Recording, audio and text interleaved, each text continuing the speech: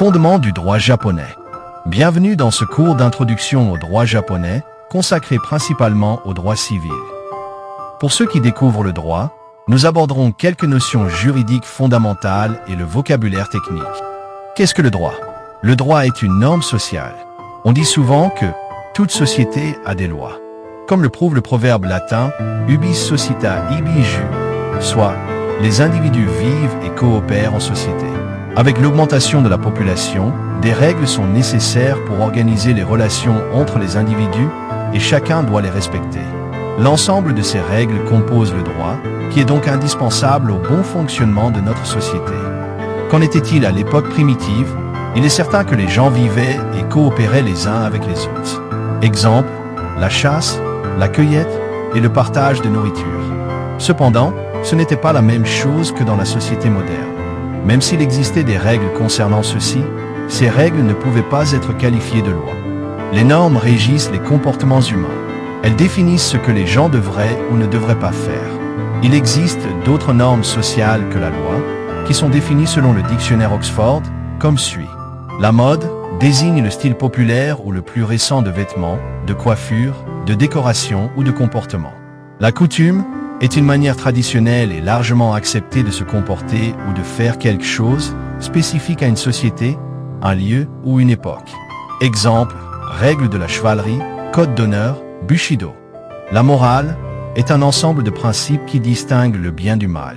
L'éthique est un ensemble de principes qui régissent le comportement d'un peuple ou la manière dont il mène une activité. Pour comparer les normes sociales, imaginez ce qui se passe. Les modes et les règles de la vie quotidienne changent vite. On déménage, on découvre de nouvelles coutumes, les sports et les métiers se transforment. En revanche, la morale et l'éthique restent des repères essentiels, universels et durables. Les lois, elles, relèvent de l'État, qui peut punir toute infraction par des amendes, de la prison ou d'autres sanctions. Certaines règles morales et légales sont communes. Il est généralement interdit de tuer, tant moralement que légalement. Si nous empruntons quelque chose, nous devons le rendre. En revanche, au Japon, on roule à gauche. En France, on roule à droite. Ceci est indépendant des règles morales car le code de la route est uniquement fondé sur la loi. Pour déterminer les différences entre les normes sociales, on peut comparer leur application. La mode ne peut être imposée. Elle dépend des goûts de chacun. Nous n'avons pas à suivre la mode d'autrui. Elle est éphémère. La coutume peut être appliquée par la communauté. Si nous ne la respectons pas, nous risquons d'être exclus de la communauté. La morale est stable et universelle. Elle n'évolue pas au même rythme que les coutumes ou la mode. La morale guide nos actions selon ce que la société considère comme bien ou mal. La violer peut conduire à un sentiment de culpabilité et à un rejet moral de la part de la société, même en l'absence de sanctions légales. L'éthique peut être appliquée par la communauté professionnelle. Si nous ne respectons pas l'éthique, nous pouvons perdre la confiance des autres et ne pas pouvoir poursuivre notre activité professionnelle. La loi est imposée par l'État. Nous devons la respecter, quels que soient nos goûts ou nos opinions. Elle est stable, durable et s'applique à tous. La loi est appliquée par les autorités publiques. La loi s'impose à chacun sans exception. Ne pas s'y conformer conduit à des sanctions prévues par l'État.